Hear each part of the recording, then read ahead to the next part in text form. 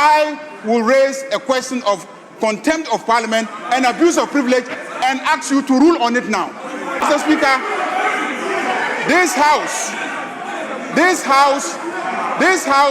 will not be abused by Honorable Afenyo Markins. He's too small. He's too small to abuse this mace.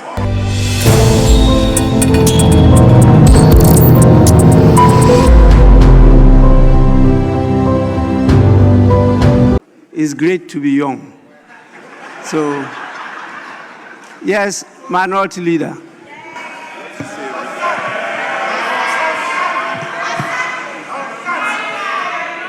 Mr. Speaker, with respect,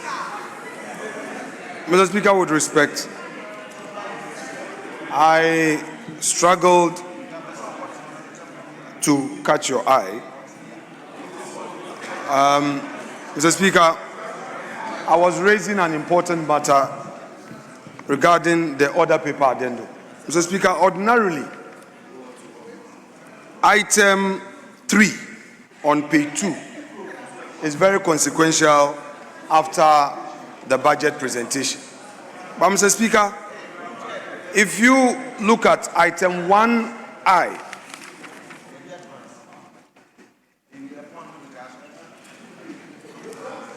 IV.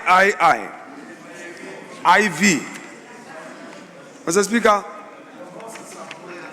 these are very serious matters. Mr. Speaker, my colleague, the majority leader, is here.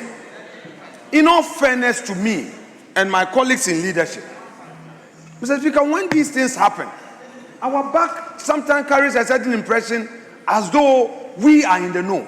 There was no engagement.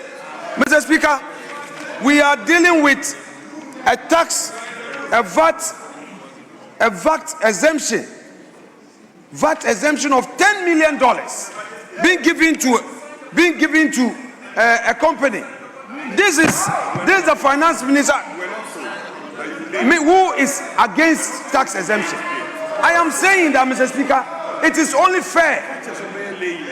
fair that if the government side intends to do this, we discuss. Mr. Speaker, we had a pre-sitting. These important matters were never discussed. You look at, Mr. Speaker, a digitalization contract between GRA and Trudeau Investment Limited. Mr. Speaker, we don't know anything. It was a reason why I got up. Mr. Speaker, it is only fair. The practice is that the two leaders were engaged. But when you print order paper at the end of, we don't know anything about it, then it is announced. Mr. Speaker, it is never the practice. I've been where he is before, and they know. Dr. Forson was here, and he knows that at every point, especially on addendum, he will never agree to surprises. He knows that. Finance Minister, be fair.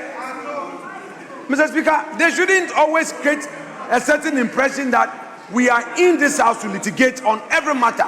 I feel very bad when they create that impression. It's not fair. It's not fair.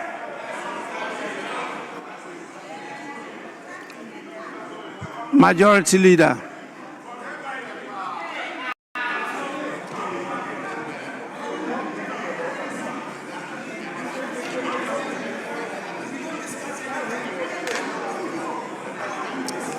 Mr.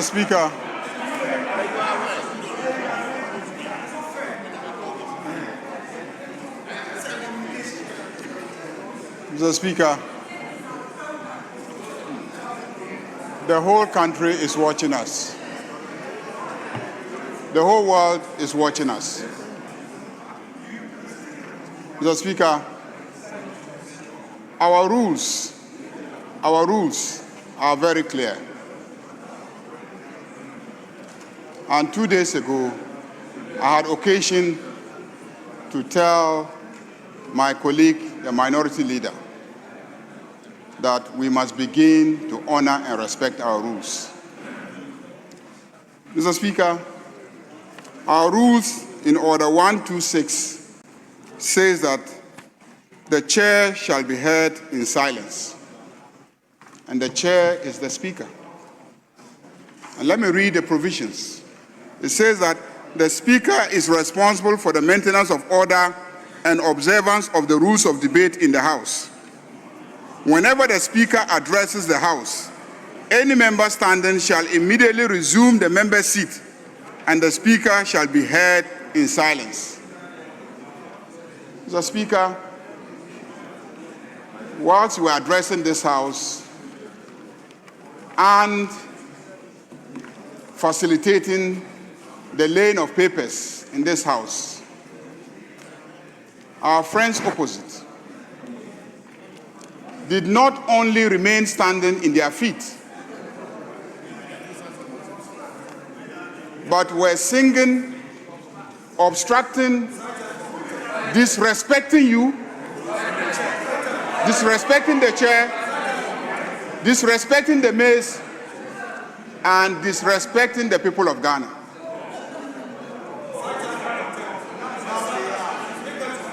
Mr. Speaker,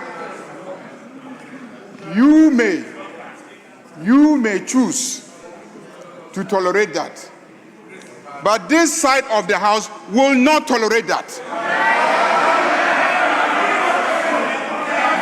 We will not tolerate that.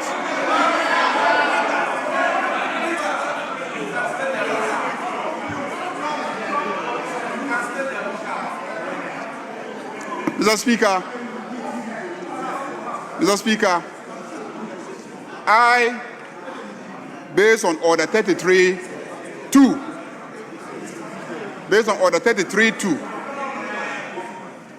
I want to raise a question of contempt and abuse of privilege. Mr. Speaker, we must begin to enforce our rules. We must begin to enforce our rules. Mr. Speaker, this side of the House, we can march you two by one. And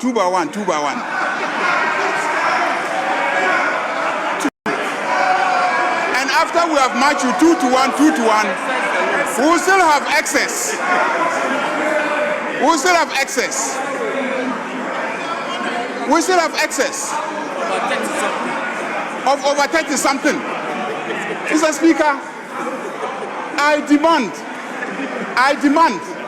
that the minority leader now apologizes to your good self for this gross misconduct and misbehavior. Mr. Speaker, if he does not, I will raise a question of contempt of Parliament and abuse of privilege and ask you to rule on it now. I am giving you an opportunity.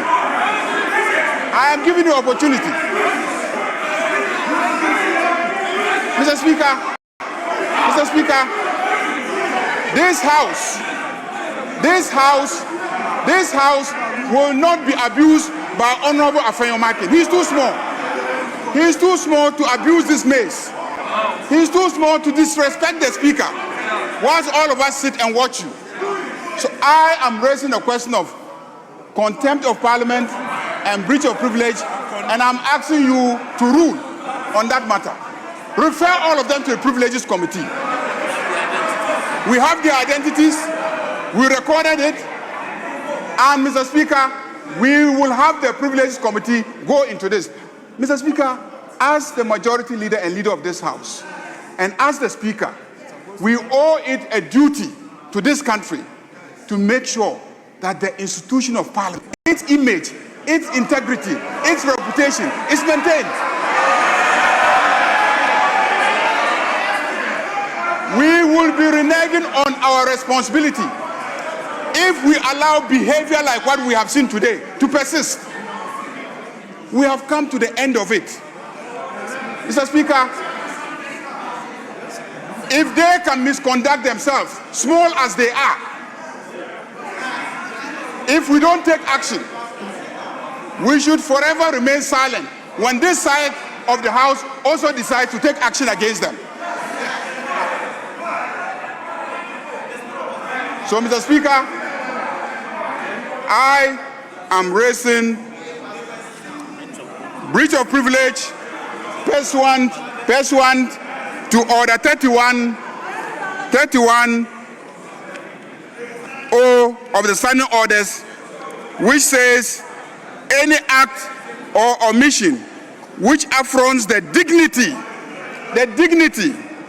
or authority of Parliament, or which tends either directly or indirectly to bring the name of Parliament into disrepute. Mr. Speaker, what they have done,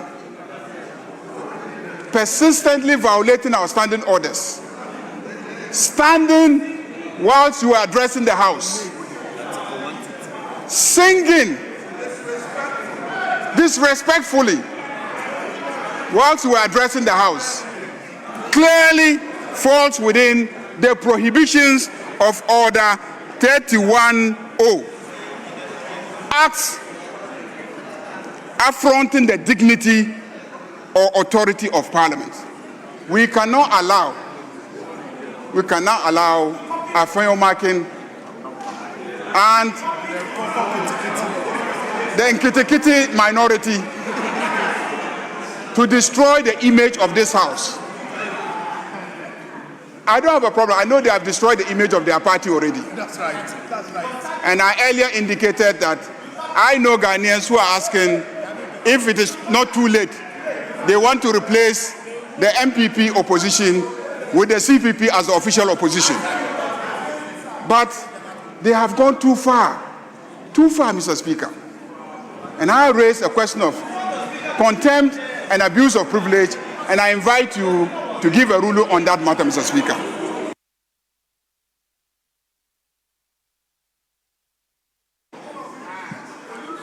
Honorable members, I think we've transacted two very important matters today. We managed to get the approval of the House of the President's nominee to the position of Chief Justice of this country. We have also got the Minister for Finance to present the budget statement and economic policy for the 2026 financial year. These are two very important events that have occurred, and I think that we have done well. As to the issue that the minority leader has raised, the effect being that the leaders of the House, having consulted on some items, based on the lack of their consultation, those items should not be brought to the House and be given to the House for them to consider the government business in that respect. I find that very unfortunate because no decision is taken today. It's just business that is being presented to the House. And the matter, as I've stated earlier, has been referred to the relevant committees to consider and report to the House. The House will now have the opportunity to debate, to deliberate, to do what they want with the business that has been referred. So the fact that the two of you have not been able to consult each other should not prevent the Speaker from admitting the business to be presented to the House for consideration. Not at all. It's a matter that you, the leaders, could discuss later on. But we have business to do. As part of my duty as a Speaker is to protect the minority. It's also a duty of the Speaker to make sure that government business is not obstructed. I did that from 2021 to 2024, when those to my left were to my right. I'm doing the same now. Please. We have tolerated each other for some time now. I did indicate that I'm not going to use the gavel. I'll be using the hammer. But please, I learned a lot of lessons from the holy books, both the Holy Bible and the Holy Quran. And there was good reason why the prodigal son was giving a feast.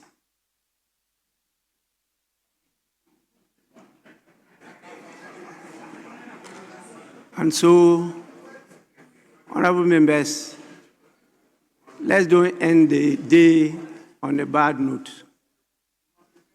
Let's end the day on a good note. At the appropriate time, the Speaker will take the necessary action to bring real discipline and order to this House.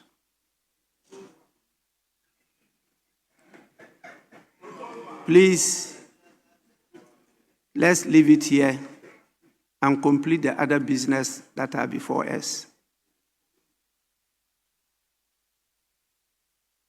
I don't want us to go beyond this. We still have 2 more important businesses I want us to carry on. I want the House to work together as we've been doing. These are important matters, particularly the consideration of the budget and economic policy of the government.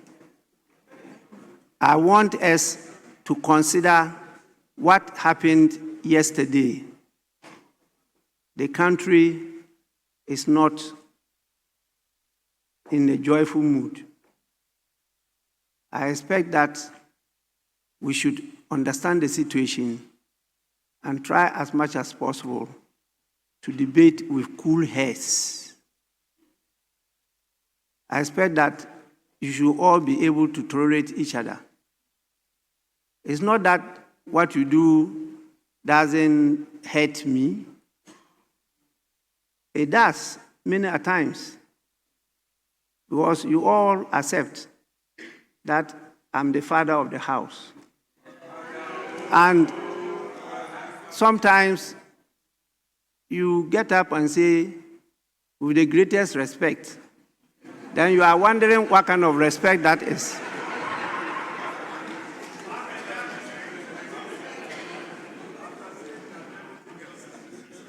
Those of us who were hunters know that anytime the monkey wants to bite you, it will clean the place first before biting. So when you get up and say with the greatest respect, I know you are cleaning the place, but you are going to bite. And many of you are not hunters, so you don't understand these things.